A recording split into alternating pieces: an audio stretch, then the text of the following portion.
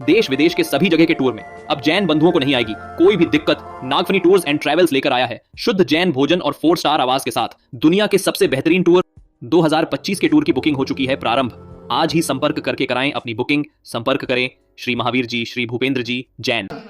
कोई किसान है समाज में मत रहना, तो समाज क्या बचेगी? कोई समाज नहीं बचेगी। महानुभाव, अपन सब समाज हैं और हमारी समाज है, हम समाज के अंग हैं। कोई सलाह नहीं लेता है, हम समाज के अंग बन करके। परसों तो प्रश्न आया था, अभी एक बाबू ने, वकील साहब ने कोई बात कही। हालांकि मैं कभी चिंता नहीं करता हूं, वो तो कह दिया इसलिए कह रहा हूं। मुझे कभी कोई विकल्प नहीं आता, क्योंकि मैं तो समाज को अपना मानता हूं, धर्म को अपना मानता हूं। दुनिया कुछ भी कहती रहे, मुझे कोई फर्क पड़ने वाला नहीं, कोई फर्क नहीं पड़ने वाला। और मैं आपको भी अपना मानता हूं। प्रश्न था वकीलों को स्थान मिलना चाहिए या नहीं। प्रश्न था पुलिस वालों को समाज की कमेटियों में स्थान मिलना चाहिए या नहीं। प्रश्न था कि विधायकों को समाज में स्थान मिलना चाहिए या नहीं। और कोई बात हमें ध्यान नहीं आ रहा है। सुप्रीम कोर्ट के वकीलों को समाज में स्थान मिलना चाहिए या नहीं। नाम ले देता तो मेरा एक ही जवाब होगा, नहीं मिलना चाहिए, क्योंकि ये विध्वंस कराएंगे। अभी भी कर रहा हूं, मेरा वचन कभी पॉलिटिकल नहीं, तुम चिंता मत करो, नोटिस दे, फोटो भेज दो। क्योंकि साधु की भाषा रमुआ की भाषा होती है, रामचंद्र जी की नहीं है। क्योंकि गुरु की भाषा मुड़ा नहीं होना चाहिए। क्योंकि जो इस पद को लेकर आएगा वो समाज में विध्वंस कराएगा। चाहे किसी भी पुलिस डिपार्टमेंट का, राष्ट्रपति को समाज में स्थान होना चाहिए नहीं, विधायक को होना चाहिए कि नहीं, सांसद को होना चाहिए या नहीं, वकील को होना चाहिए या नहीं, इंजीनियर को होना चाहिए नहीं। सबका मेरा एक ही नारा है, नहीं होना चाहिए। ये विध्वंसकारी है।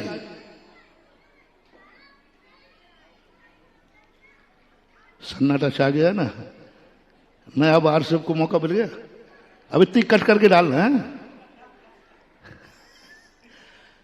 अब सुनना मेरी बात, साधु की बात सुनना, नहीं पहुंच पाओगे साधु की गहराई तक। सुप्रीम कोर्ट के एडवोकेट को समाज में स्थान नहीं मिलना चाहिए। सुशील जी को जरूर समाज में रहना चाहिए। अधिवक्ता बन के मत रहो, एक नागरिक बन के कमेटी में रहो। एक पुलिस का ऑफिसर बन के कमेटी में मत रहो, एक समाज का अंग बन के कमेटी में रहो। घर में तुम पुलिस का ऑफिसर बन के मत आओ, घर में बेटा बन के आओ या भाई बन के आओ, घर में भाईचारा होगा।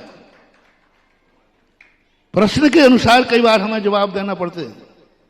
पूछा कि अधिवक्ता का स्थान समाज की कमेटियों में होना चाहिए, मंदिर की कमेटी में नहीं होना चाहिए।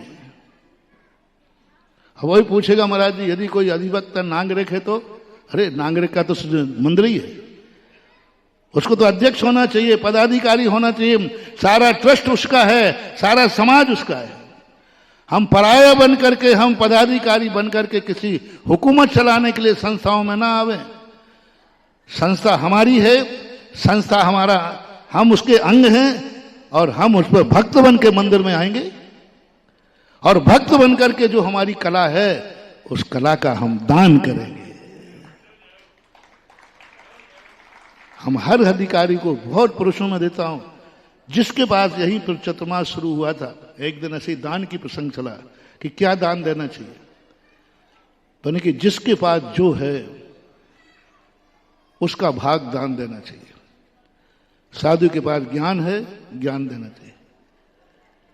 किसी कपड़े वाले के पास कपड़ा है तो उसको कपड़े का दान देना चाहिए, किसी गरीब के लिए, किसी त्यागी व्यक्ति के लिए।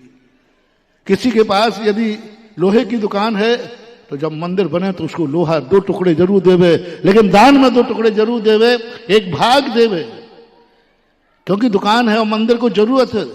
ऐसा व्यापार तुम्हारा है, जिस माल की जरूरत मंदिर में है, जो कुछ भी आप देते हो दे दो, उसमें से 2 सरिये जरूर डालना ना भैया, ये 2 सरिये हमारी तरफ से मंदिर में दान। क्योंकि जो धंधा हमारे पास है उसी माल की जरूरत आज मंदिर को है, बस ज्यादा नहीं, 2 सरिये डाल देना।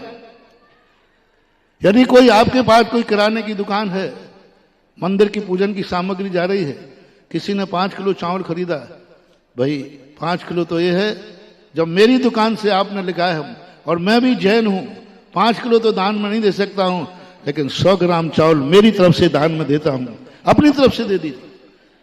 इसी प्रकार से मैं समाज का अंग हूं। आज समाज पे संकट आया है, मैं कानून जानता हूं, मैं वकील जानता हूं, वकालत जानता हूं, मैं समाज का अंग हूं। 2 सलाएं मैं इस समाज को मंदिर के नाम पर दान में देता हूं। दान में दो आप दान दीजिए। जैसे श्रावक रोटी देता है दान, उसके पास रोटी है, तुम्हारे पास ला है, कानून है, कानून दान में दीजिए।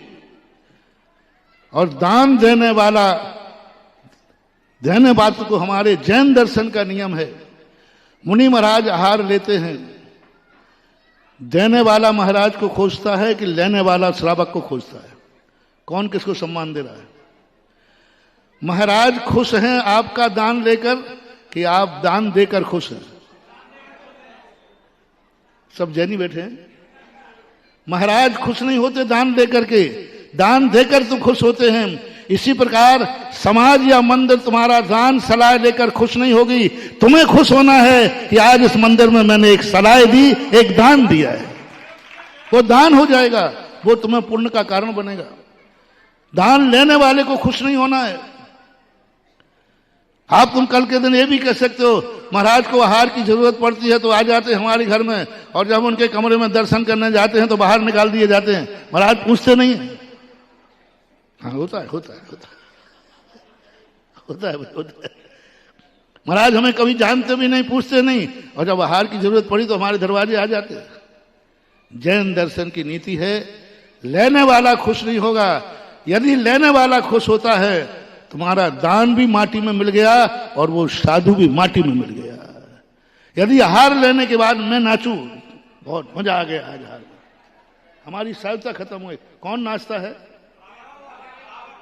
कौन नाचता है? दाता नाचता है, साधु नीची गर्दन की हुई रहता है।